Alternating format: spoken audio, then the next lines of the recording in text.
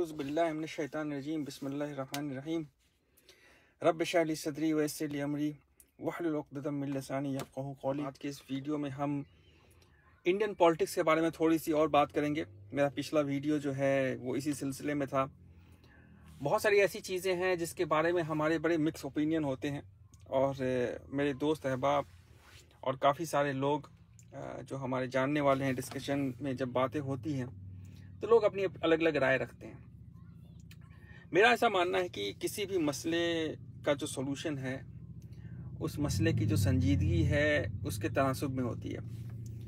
मतलब कोई प्रॉब्लम है, एक इंडिविजुअल प्रॉब्लम है, फैमिली की प्रॉब्लम है या कम्युनिटी की प्रॉब्लम है, उसको समझने के लिए उसके डिफरेंट डायमेंशंस को, उसके हर एक जाविये को हमें देखने की ज़रूरत पड़ती है। और जब उसके जितने भी डायमेंशन हो सकते हैं पॉसिबल, उसकी विजिबिलिटी हो जाती है हमें और हम उस प्रॉब्लम को उसकी असल शक्लो सूरत में अगर हम देख पा रहे होते हैं तो उसका सोल्यूशन निकालना बहुत आसान हो जाता है। और बाज़ वक्त जो है सोल्यूशन अपने आप से चल के आपके पास आ जाता है, लेकिन प्रॉब्लम की क्लैरिटी होनी चाहिए। इसकी एक मिसाल ऐसे समझ सकते हैं कि आप लोगों ने हाई स्कूल में जो है आपने मैथमेटिक्स में जो है साइमल्टेनियस लीनियर इक्वेशंस सॉल्व किए होंगे या साइमल्टेनियस इक्वेशन सॉल्व किए होंगे, चाहे वो लीनियर भी हो सकते हैं, नॉन लीनियर भी हो सकते हैं। उसमें आपने ये देखा होगा कि जितने वेरिएबल्स होते हैं इक्वेशन में उतने ज़्यादा आपको इक्वेशन चाहिए होते हैं। अगर 2 वेरिएबल हैं तो 2 इक्वेशन चाहिए, 3 है तो 3 चाहिए और सो ऑन। इसी तरह जो हमारी प्रॉब्लम है, कई बार लोग कहते हैं कि मुसलमानों का क्या होगा, आगे क्या फ्यूचर है। तो पहले इस चीज़ को आपको समझना होगा कि आपकी पोजीशन क्या है, आपके प्रॉब्लम के डिफरेंट डायमेंशंस क्या हैं और उसका एग्जैक्ट सोल्यूशन क्या है। अगर आप इस चीज़ को नहीं समझेंगे तो जिस पॉलिटिक्स में आप फंसे हुए हैं या हम और आप सब लोग फंसे हुए हैं, वो एक्चुअली एक फियर और ग्रीड की पॉलिटिक्स है। फियर और ग्रीड का एक साइकिल है जिसमें आपको घुमाया जा रहा है ना। मुसलमानों से कहा जाता है कि भाई कुछ पॉलिटिकल पार्टीज हैं, एग्जाम्पल के तौर पर मैं बात करता हूँ, जैसे कांग्रेस है या आम आदमी पार्टी है। उनका फोकस जो है, जब मुसलमान वोटर्स के लिए जब वो बात करते हैं तो फोकस उनका ये होता है कि भाई देखिए, अगर आप हमें वोट नहीं देंगे तो किसे देंगे? आप फिर बीजेपी को पावर में लाएंगे और वो आपके खिलाफ काम करेंगे, आप उनसे डरिए। तो आपको डराया जाता है। खैर, बीजेपी उनके पास अपनी मेजॉरिटी है, मेजॉरिटेरियन मैंडेट है, तो उनके पास मुसलमानों के पास जाने का कोई जवाब नहीं है। ये हम और आप सब जानते हैं। मतलब इसमें कोई मैं नई बात नहीं बता रहा हूँ, ये खुली हुई बात है, सब समझते हैं। इसमें अगर आप डर जाते हैं या आप लालच में आ जाते हैं तो इसमें किसका कसूर है? आपका कसूर है, हमारा कसूर है अगर हम ऐसा करते हैं।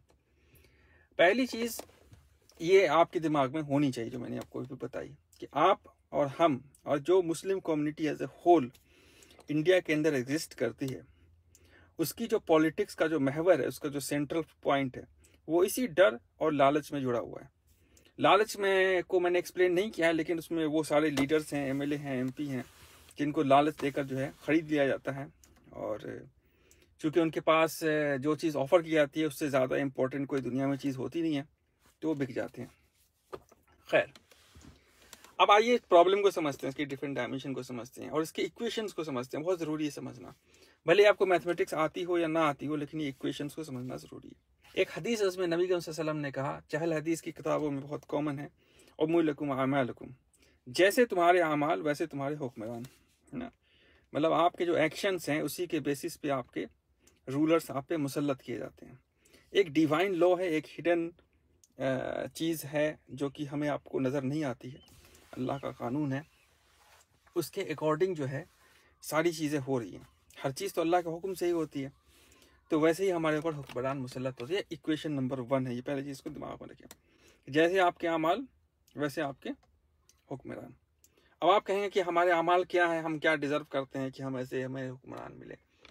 उसको समझने के लिए पहली चीज़, बुनियादी चीज़ आपको समझनी है कि अगर आपने सूरह मुल्क पढ़ा है, उसमें अल्लाह तबारक व तआला ने कहा है कि अल्लज़ी खलक़ल मौत वल हयात लियब्लुवकुम अय्युकुम अहसनु अमला। हमने जो मौत और ज़िंदगी बनाई है, मौत और हयात बनाया है, उसका वाहिद मकसद ये है कि हम ये देख सकें कि आप में से अच्छे अमाल कौन करता है। तो पहली चीज़ मैंने बताया क्या, उम्मुलकुम आमालकुम, जैसे आपके अमाल, जैसे आपके कर्म वैसे आपके राजा जैसे आपके अमाल वैसे आपके बादशाह। इस पे ये एक हदीस है, जो हदीस है जो या जो अल्लाह ताला का कलाम है, वो एक कानून है, एक डिवाइन लॉ है। आप इसको किस्से कहानी की तरह समझें, या आप इसको इस तरह से समझें कि इसको बोलने से हमें जो है हमें कुछ बरकत मिल रही है, सवाब मिल रही है, या आपको इसको ऐसे समझें कि ये वाकई कानून है, इससे आप इंटरप्रेट करें अपनी ज़िंदगी को, अपने इतराफ़ को, अपने आसपास को। तो पहली चीज़, जैसे आपके अमाल वैसे आपके हुक्मरान। दूसरे, अल्लाह ने अमाल के बारे में क्या बताया, अल्लज़ी खलक़ल मौत वल हयात लियब्लुवकुम अय्युकुम अहसनु अमला, कि अल्लाह ताला ने मौत और हयात सिर्फ इसलिए बनाया है ताकि ये चीज़ का पता किया जा सके कि आप में से अच्छे अमाल कौन कर रहा है। ये दूसरा इक्वेशन, पहला इक्वेशन और दूसरा इक्वेशन आपके जहन में होना चाहिए। अच्छा, अब अगर आप ये तो इंडिविजुअल बात हो गई है ना, एक इंसान की ज़िंदगी की बात हो गई कि वो उसके लिए जो मौत और हयात के बीच में जितनी सारी चीज़ें हैं, बस ये सिर्फ इसलिए हो रही है कि देखना है कि वो कैसा काम कर रहा है, अमाल कर रहा है। उस बाद एक और बहुत ही इंपॉर्टेंट चीज़ है, वो ये समझनी है आपको कि जो इस्लामिक सिस्टम है या जो मुसलमानों का वजूद है, इस पर पहले बात कर लेते हैं। अल्लाह ताला ने जब से ज़मीन बनी है तब से आदम अलैहिस्सलाम से लेकर नबी के वसल्लम तक जो है डिफरेंट प्रॉफिट्स भेजे हैं, जिस पे हमारा ईमान है। 1,24,000 की तादाद बताई जाती है, और हर एक प्रॉफिट अपने ज़माने में अल्लाह ताला की एक निशानी हुआ करते थे। तो जब वो नबी आते थे ज़मीन पे, तो अल्लाह ताला का हुक्म लेके आते थे और उसको लोगों के सामने पेश करते थे, है ना। पहला काम, हुक्म लेके आए, उसको पेश किया। उसके बाद क्या होता था, दो ग्रुप बन जाता था, एक जो कि उसको एक्सेप्ट कर लेते थे, एक जो उसको रिजेक्ट करते थे। जो रिजेक्ट करते थे उस पर अल्लाह का अजाब आता था। तो नबी के सल्लम जो आए, तो वो तो पूरी दुनिया के लिए आए, रहमतुल्लिल आलमीन, पूरी दुनिया की रहमत बना के भेजा गया, और वो एक कानून लेके आए। उसकी शक्ल हमारे पास जो है कुरान करीम की शक्ल में है, हम सब के पास है। अब जो इस कम्युनिटी पे जो जिम्मेदारी आयद हुई है, या इस कम्युनिटी के एग्जिस्ट करने का जो एक सिंगल रीज़न है, वो क्या है कि जो अल्लाह के कलाम है, अल्लाह का जो किताब है, उसको उसके जो है उसके दाई बन के दुनिया में रहें, है ना, उसके कलाम को वो पेश करें। पहली चीज़ तो ये है कि कुरान के कानून को अपनी ज़िंदगी में आप इम्प्लीमेंट करें इनफरादी तौर पे, है ना। उसको इम्प्लीमेंट करते ही आपके अंदर जो चेंजेस आएंगे, वो क्या आएंगे, जैसे कि सच्चाई है, ईमानदारी है, दयानतदारी है, मोहब्बत है, सब्र का जज्बा है, कुर्बानी का जज्बा है, ये आपके अंदर होना चाहिए। अब अगर आप किसी बिजनेस में हैं, कहीं नौकरी कर रहे हैं, तो उसमें इन सब चीज़ों की झलक होनी चाहिए। ऐसा नहीं होना चाहिए कि हम 5 वक्त की नमाज़ पढ़ रहे हैं, हर साल हज कर रहे हैं, और कंस्ट्रक्शन के बिजनेस में हैं, और जो है लोगों को चूना लगा रहे हैं। ठीक है, तो आपके मुसलमान होने का मकसद फौत हो गया। चाहे आप कितनी ही लंबी दाढ़ी रख लीजिए और कितनी अच्छी टोपी पहन लीजिए, या जन्नतुल फिरदौस के इत्र को आप लगाएं, कुछ भी कर लें, जो मकसद था, वाहिद मकसद वो था कि आप जो है अल्लाह के कानून को अपनी ज़िंदगी में उतारें, है ना। उसके बाद जो है अल्लाह से रिश्ता बनाएं, तो है। और तीसरा स्टेज ये है कि आप अपनी जो फील्ड है उसमें आप लीडरशिप को अचीव करें, जो है। उसको 3 स्टेजेस में डिवाइड किया गया है।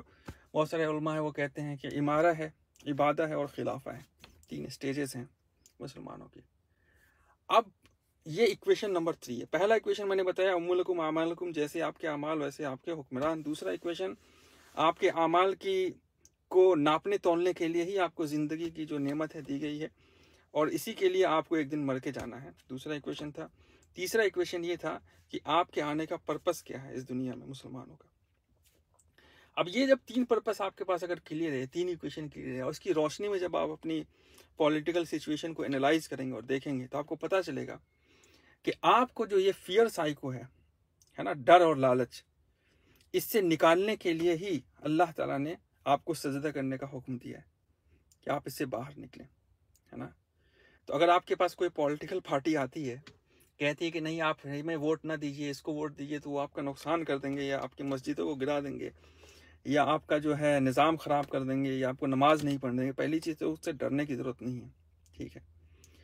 दूसरी चीज़ ये है कि आपका जो फोकस है बस इस चीज़ पे होना चाहिए कि आपके आमाल अच्छे होने चाहिए, है ना। और आपका जो मकसद है वो है दीन की दावत, चाहे आप अपने आमाल से करें या बोल के करें, या आप उसके लिए आप लोगों के पास जाएं या समझाएं। ये फोकस से आपसे नहीं हटना चाहिए कि आप उन लोगों को सपोर्ट करें पॉलिटिक्स में जो कि सच्चाई की बात करते हैं। मैं नहीं कह रहा हूं किसी स्पेसिफिक पार्टी की बात करता हूं, जो वाकई सच्चाई की बात करते हैं। आप मेरा ओपिनियन लें तो आज के ज़माने में बहुत मुश्किल है ऐसे किसी पॉलिटिशियन को पता करना। अगर वो नहीं मिलते हैं तो फिर आप जो है अल्लाह पे तवक्कुल करें और फोकस करें अपने काम पे, जो कि जिसके लिए अल्लाह ने आपको चुना है या इंतखाब या आपको मुंतखब किया है, आपको मुस्लिम कम्युनिटी में पैदा किया है। और अगर आप इस जो थर्ड इक्वेशन मैंने बताई, जिसमें कि मैंने बताया कि इमारा है, इबादत है, खिलाफा है, मतलब पहले तो आप अपनी इमीडिएट जो नीड है, नेसेसिटी है, उसको आप एड्रेस करें, है ना। उसके बाद इबादत करें, अल्लाह से जो है कुर्बत के लिए जो एफर्ट है, जो कुरान ने और सही हदीस में जो चीज़ें बताई गई हैं, इसको फॉलो करें। उसके बाद खिलाफा के लिए आप उस पूरी जो जिस प्रोसेस को आप फॉलो कर रहे हैं उसमें लीडरशिप को अचीव करने की कोशिश करें। और अगर कोई पॉलिटिकल पार्टी आती है जो आपके पॉलिटिकल एम्पावरमेंट की बात करती है, जैसे आप इंडिया के अंदर है, इंडिया में एक डेमोक्रेटिक सिस्टम है। अब इस डेमोक्रेटिक सिस्टम की अंडरस्टैंडिंग लोगों को नहीं है। लोग समझते हैं कि मैंने इलेक्शन का वक्त आ गया, ये जो है कहते हैं कि जो है लोकतंत्र का महापर्व है ना, इलेक्शन है, आ गया है, इलेक्शन में आपने वोट डाल दिया, मतलब आपने डेमोक्रेटिक रिस्पॉन्सिबिलिटी अदा कर दी। ये नहीं है डेमोक्रेटिक रिस्पॉन्सिबिलिटी। जब आपको एक ऐसा सिस्टम, एक ऐसा इख्तियार देता है जिसमें आपका वोट इस चीज़ को डिसाइड करता है कि आपका हुक्मरान कौन होगा, तो एक बहुत बड़ी जिम्मेदारी है, एक बड़ा प्रिविलेज तो है ही। इस जिम्मेदारी को कोई समझता नहीं है। लोग अपनी ही इनसिक्योरिटीज़ में, जो उनके पास फीड की जाती है पॉलिटिशियंस के थ्रू, उसमें वो जो है बिजी रहते हैं और अपना उस इनसिक्योरिटी के थ्रू जो भी ग्रीड और फियर का माहौल बनता है उसको एड्रेस करते हैं वो, और उन्हें लगता है कि उन्होंने डेमोक्रेसी को एड्रेस किया। ऐसा नहीं है। तो आपके जो भी पॉलिटिकल पार्टी आपके पॉलिटिकल एम्पावरमेंट की बात करती है उसको आप सपोर्ट करें, है ना। आप वो कांग्रेस हो सकती है, आरजेडी हो सकती है, समाजवादी हो सकती है, एआईएमएम हो सकती है। अब देखिए कि कौन सी पॉलिटिकल पार्टी है जो आपके पॉलिटिकल एम्पावरमेंट की बात कर रही है ना, आपको पॉलिटिकल स्पेस दे रही है ना। उस पार्टी को आप जरूर सपोर्ट करें, क्योंकि अगर आप उस पार्टी को सपोर्ट नहीं करेंगे और आप उन पार्टी को सपोर्ट करेंगे जो आपके पास एक पोलराइज्ड आइडियोलॉजी लेके आती है कि आप अगर हमें नहीं वोट देंगे तो ये आ जाएंगे और उनसे आपको खतरा है ना। ये जो भी लोग खतरे की घंटी लेके आ रहे हैं आपके पास, आप बहरहाल उनको सपोर्ट ना करें और आप उस पार्टी को ज़रूर सपोर्ट करें जो आपके पॉलिटिकल एम्पावरमेंट की बात करे, जहाँ पे आपको पॉलिटिकल स्पेस मिल रहा हो। क्योंकि यही एक वाहिद रास्ता है जिसके थ्रू आप किसी भी कंट्री के डेमोक्रेटिक प्रोसेस में पार्टिसिपेट कर सकते हैं, उसके लिए कुछ कंस्ट्रक्टिव आउटकम आप पैदा कर सकते हैं। अगर आप ऐसा नहीं कर पा रहे हैं तो एक तो है कि बहुत ही सैड सिचुएशन है, दूसरा ये है कि उससे भी ज़्यादा सैड सिचुएशन ये है कि आप उन पार्टीज़ को सपोर्ट कर रहे हैं जो आपको यूज़ कर रहे हैं, आपको एम्पावर नहीं कर रहे हैं, आपको डरा के, आपको लालच में रख के आपका यूज़ किया जा रहा है और आपके ऊपर वोट बैंक का टैग लग जाता है। इंशाल्लाह मेरे ख्याल से आपको बात समझ में आई होगी। और अगर कोई कमेंट है तो आप ज़रूर कमेंट पोस्ट करें, है ना। और अगर आपको ये वीडियो अच्छा लगा, कंस्ट्रक्टिव लगा, तो आप इसको अपने दोस्त अहबाब में शेयर कर सकते हैं। अस्सलाम वालेकुम, विल मीट अगेन इंशाल्लाह।